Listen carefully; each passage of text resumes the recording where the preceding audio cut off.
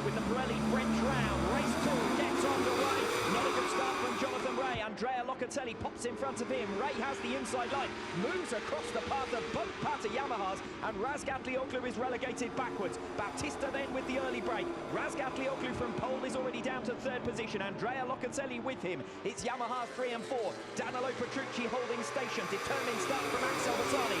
He's already cleared Dominic Egerter and Loris Baz. He's up into 6th position. Egerter, Baz, Vierke and Rinaldi rounding out your top 10 as they make their way into the Adelaide hairpin. And Jonathan Rea comes through on Alvaro Bautista. Bit of a wobble for Rea on the exit. We've seen him have a near miss already this weekend through there. Bautista picks it up sooner and recovers the race lead. So it's Ducati in P1, Kawasaki in P2, and Razgatlıoğlu's Yamaha in P3. An opportunity here for Jonathan Rea at the 180 hairpin. He will lunge down the inside of Bautista, tries to scare Bautista. You can see as you ride on board with the #1 machine just how close they get through there. They know that Bautista is more vulnerable on the opening few laps than he will be later on in the race, so they're all determined to claim track position. Full fuel loads have been an issue for Bautista compared to everyone else so far this weekend. So Jonathan Rea, he needs to attack now. Turn 13, perhaps an opportunity, not so. Bautista closes the door, so it might be the run past the Chateau d'Eau and in towards the Lycée Complex on lap 1. It's Alvaro Bautista looking for his first race victory of the weekend.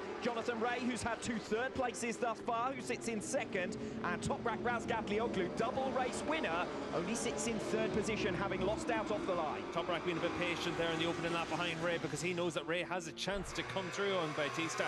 So down in towards turn 5, that could be an opportunity for Rea, but he needs to stay as close as he can to the slipstream. We know that Bautista's biggest strength is coming off Estoril. They're just making their way through that turn 3 now. Bautista has the acceleration to drive away from them. Rea and Razgatlıoğlu have got to stick right with him. We know how strong Toprak is on the brakes. We'll see if he can make the pass on Rea as they head in towards the Adelaide hairpin.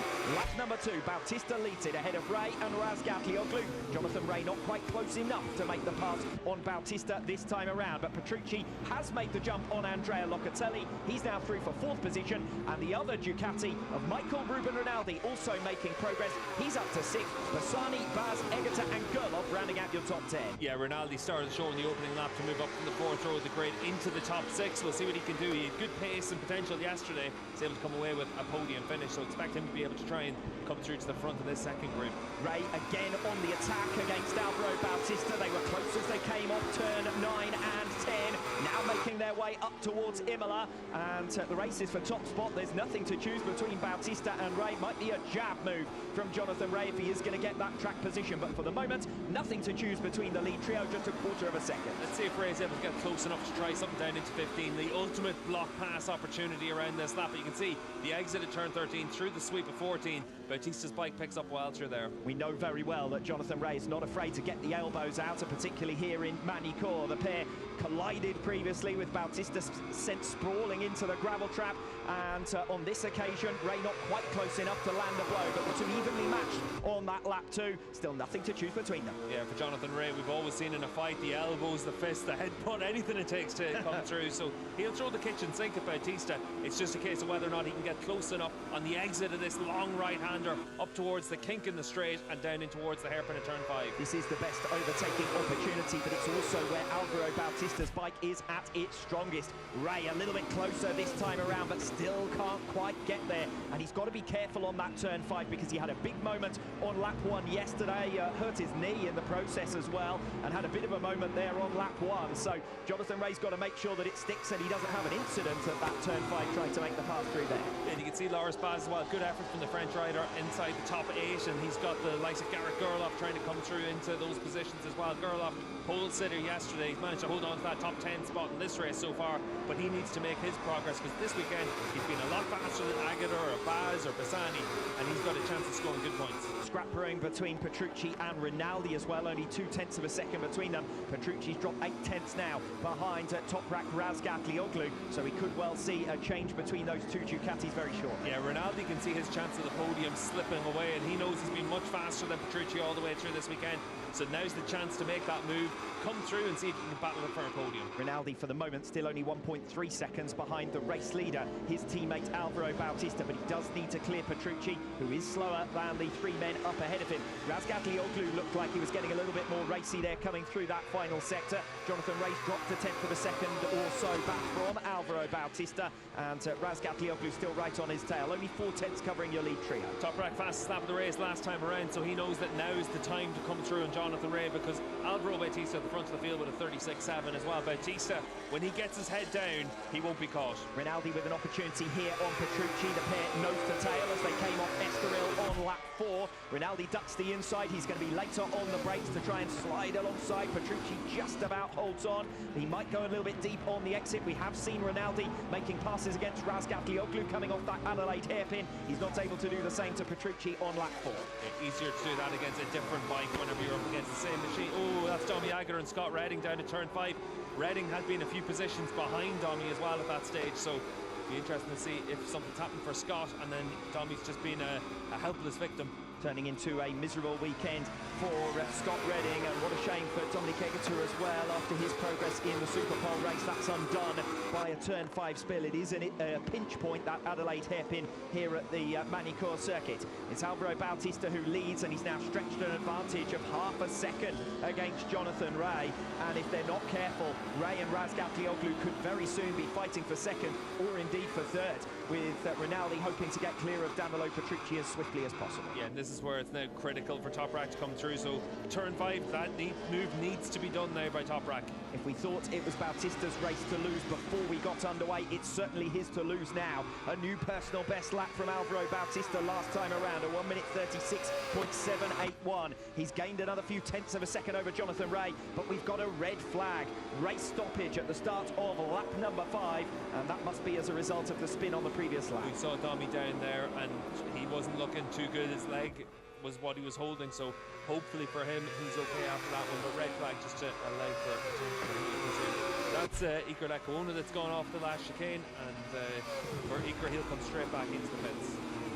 Just going to lose it over the curb there, and for Lecuona at least it's a slow speed crash, it shouldn't do too much damage, and you're able to get the bike repaired straight away, so for Lecuona hopefully everything will finish. Yeah, some riders who can get back to the pits can retake the start, as we just see what happened there to Iker Lecuona. Struggles for him throughout this weekend. I do wonder what the situation's going to be for Iker though, because we saw him go straight to the pits from that, so he's gone back against the track, for want of a better word, to get to the pits there, so it seems that ends up being an issue for Iker, but hopefully no problem for him. They're able to get that bike repaired. You can see there that Domi's been taken away there by the medical staff, giving a thumbs up there as well. You can see him on the stretcher there with the marshal, so hopefully Domi's okay after that one. And just watching Scott Redding here, because he's waving off the marshals because he wants to ride on back to the pits. He's aware of what the situation is here. That could have been a lot worse for Dominic Egerter, couldn't it? Prone in the middle of the circuit there, with riders going every which way at one of the tightest corners on the circuit here in Magny-Cours. Yeah, it's the slowest corner of the year, and it doesn't blind through there depending on where the rider is, so hopefully for Domi and for the GRT team, he's okay. You can see the Domi Aguilar fans club down there, but for Domi, we did see him leave the track and then give a thumbs up there, and you can see his helmet, and he's moving around there, so he'll get the attention from the medical staff, and hopefully he's okay. Well, that's great to see, isn't it? What a sight that is. Dominic Egerter back up to his feet, and as you said, fingers crossed that he is okay. As he walks away now from the scene of that spill. He hasn't had a lot of luck with injuries. This is now really important for a lot of these teams, because does anyone have a fresh tyre they can use for the restart of the race? It's only a short race, so can you try something out with a fresh tyre to give yourself a little bit of an extra boost? It's definitely something that a lot of teams keep a tyre in hand just to give them that opportunity.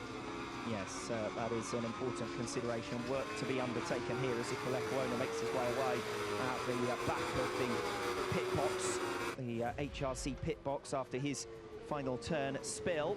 Just catching the end of it here for Nicolo Bulega, and a rather chaotic end to the first 4 laps there of race 2, but actually might be an opportunity for Alvaro Bautista's rivals, because he was looking like from there he was going to escape away. It was just the zone of the race. Lap 4, new personal best lap, 0.4 of a second advantage. Jonathan Ray's pace slipping away, where Bautista might have been able to assert his authority on that race.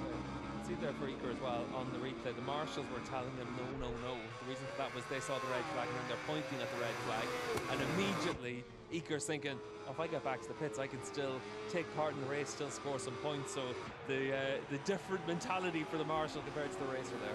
Could be some bad news here for Luca Myers. Notice it's coming up on our information screen that he is stuck out at turn 9, and there we see him helmet off, getting a lift back to the pits. So Myers at least looks like being one rider who won't be taking the restart. Yeah, for Scott Redding, we saw him immediately try and get back onto his bike to get that back to the pits. He knows he can take part in it, but for Luca, that's the end of his race, and end of the day for the Pichetti team. It's been a tough weekend for Pichetti as well, Supersport and Superbike. Well, Luca Myers certainly knows the rules about getting to the pits. I don't think there's much doubt about that after that famous race in Supersport. But obviously the bike is not willing to get him there. Scott Redding is back to his pit box now. So Redding hoping to be able to resume. We have got some information now coming in that the pit lane will open in just under 7 minutes' time. Pit lane will open in just under 7 minutes' time. That will allow us to get underway with a restart. This is really the end of that spill. We just see Dominic Egerter prone in the circuit. And goodness me, the riders, I know it's the slowest corner on the circuit. They slow down to 49 kilometers per hour at the slowest point at turn 5, but even so, they're approaching Dominic Egerter pretty swiftly there. Scott wasn't looking too handy there either. You can see the left arm was hanging a little bit low as he walked away from that one, so hopefully Scott's going to be all right. You can see him down in the pit box there. Yeah, the fact that he raced straight back to the pits would imply that he feels fit enough to try and resume here. 6 minutes to gather his forces and get the bike ready to go again. Bautista will feel that this is misfortune against him here, because he was looking clear at the time of the stoppage, no doubt about that. Yeah, and what was interesting was for Toprak though, he was still within 10th of a second a lap of Alvaro, so even though we had Jonathan Ray to clear, he hadn't actually lost that much time. So we'll see what happens now for the shortened race duration as well. 17 laps, so around about 3/4 of a race distance. We've got into that familiar position though before, haven't we, where Bautista then gets faster and faster and other riders start dropping their pace, and even if they're only matching him, they can very rarely find a way to get through on him, because the best overtaking opportunities, those braking zones, are always preceded by an acceleration zone, and that's where Bautista's at his strongest. Yeah, and that's where it's really important to be able to give yourself the chance to make those moves when the opportunities present themselves. If Toprak is in front of Bautista, he can defend. We saw that last time out at Most, but if he's behind them, can he make moves, can he attack? And that's the big question mark. The good thing for Toprak is he made a bad start to the initial staging of this race, but he's going to get another opportunity now to try and make a better job of it. Yes, he certainly is. Toprak Razgatlıoğlu dropped from 1st to 3rd off the line initially, and that's where he will start again as we get underway. As it says along the bottom of your screen, your starting order will be the positions as they were at the time of the stoppage, going back to the last timekeeping point. Michael Ruben Rinaldi just checking on that. We are going to have some important beneficiaries, the likes of Rinaldi, who qualified initially in P11 but had made startling progress in the early stages there, Rinaldi. Yeah, Rinaldi was able to do a really good job in the opening lap to move up through 5 or 6 riders before he got onto the back of Petrucci, and he looked like he had good speed as well. Latest news coming in is a double long lap penalty, I believe, for Scott Redding. So I would assume that that's been given for the contact with Dominic Egerter, but of course we haven't seen the incident from the start of it, so difficult to make too many comments there. But that is the latest on our race direction journal, so latest information we've got from it. Yeah, for race direction, obviously they've got close circuit cameras as well to be able to see what the situation was and what happened out there. You can see for Andrea Locatelli and Andrew Pitt down there just trying to get themselves ready for this race. Pit lane's going to open in about 3.5 minutes time, and then we'll have a quick restart procedure and be back underway probably in around about 7 or 8 minutes, and then we'll have a 17-lap race. In his arsenal, and he has delivered here this afternoon, make no mistake about that, but just over 2 laps to go for him to try and make the pass on Razgatlıoğlu. Must admit that I thought Jonathan Ray was going to struggle to make it on the podium here with the likes of Rinaldi, Petrucci, Locatelli directly behind him on the grid. But Ray is 4 seconds clear of Andrea Locatelli, who was tagged right to his tail in the Superpole race earlier on today.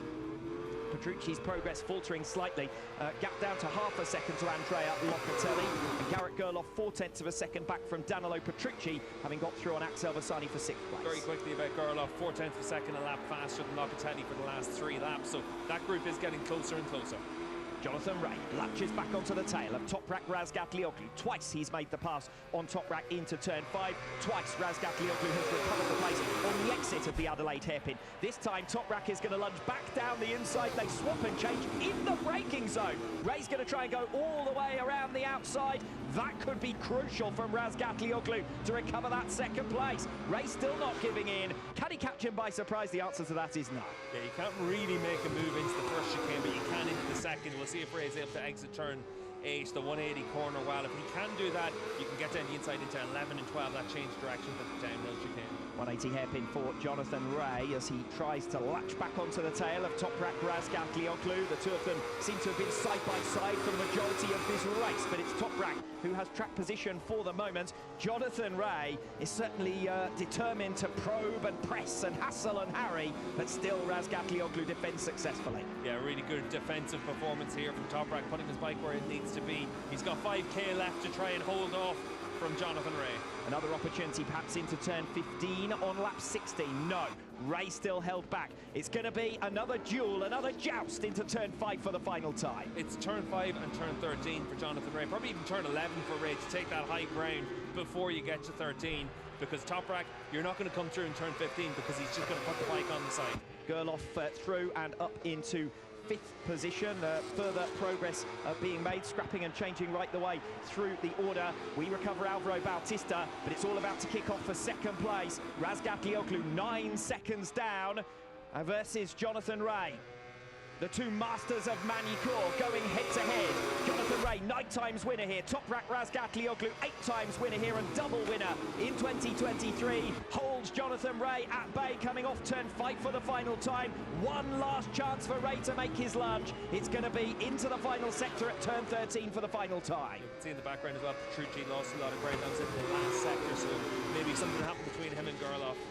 Ray doesn't look like being close enough. Razgatlıoğlu sliding his way away to 2nd position here. Yeah, Toprak pushing as hard as he can in this final lap. He doesn't know he's got that much margin over Jonathan Ray, but for Toprak, he's just making sure he can hold on to the 20 points. Since turn 5, Toprak Razgatlıoğlu has opened up half a second over Jonathan Ray. There's going to be no further change here. And Razgatlıoğlu holding on to 2nd position. It's a damage limitation ride for him. He will only give up 5 points to this man, Alvaro Bautista.